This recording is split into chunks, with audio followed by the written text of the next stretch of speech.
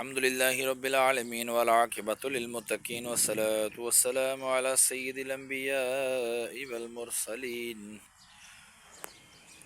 جزا الله عنا سيدنا ومولانا محمدا صلى الله تعالى عليه وسلم ما هو أهله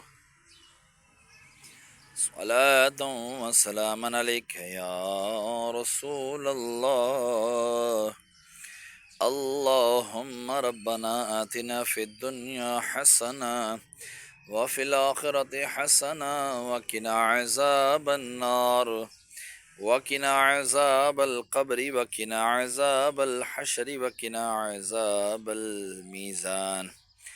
یا الہ العالمین، یہاں پر کھڑے ہو کر سورہ فاتحہ، سورہ اخلاص کم و بیش 11 مرتبہ پڑھی، اول آخر درود پاک پڑھا، تیری بلند و عظیم بارگاہ میں پیش کرتے ہیں، قبول و منظور فرما۔ اس کا اجر و ثواب تو اپنے شایان شان عطا فرما۔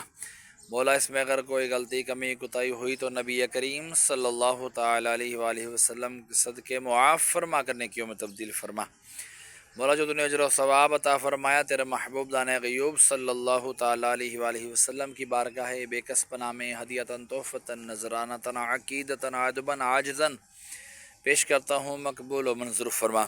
آپ کے وسیلے سے آپ کے والدین کریمین طیبین طاہرین، آپ کے ازواج مطہرات، آپ کے صحابہ کرام، صحابیات، جمیع انبیاء کرام علیہم الصلاۃ والسلام کی بارگاہوں میں درجہ با درجہ اس کا ثواب پیش کرتا ہوں، قبول و منظور فرما۔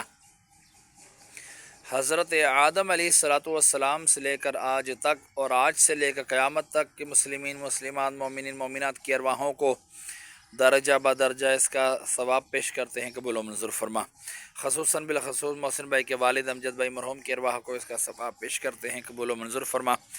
کلام پاک کی برکت سے ان کے درجات میں بلندی عطا فرما، قبر کی تاریکیاں دور فرما، قبروں کو جنت کے باغوں میں سے باغ بنا، کفنوں کو جنت کے کفن سے تبدیل فرما۔ مولا میں اپنے والدین مرحوم کی ارواحوں کو بھی اس کا ثواب پیش کرتا ہوں، قبول و منظور فرما۔ ان کے بھی درجات میں بلندی عطا فرما، قبر کی تاریکیاں دور فرما، قبروں کو جنت کے باغوں میں سے باغ بنا، کفنوں کو جنت کے کفن سے تبدیل فرما۔ میں اپنی نانی، نانا، دادی، دادا کی ارواحوں کو بھی اس کا ثواب پیش کرتا ہوں، قبول و منظور فرما۔ مرنے کے بعد سارے کا سارا ثواب مجھے بھی عطا فرمانا۔ وصلی اللہ تعالی علی خیر خلقہ محمد وعلی آلہ واصحابہ اجمعین برحمتک یا ارحم الراحمین۔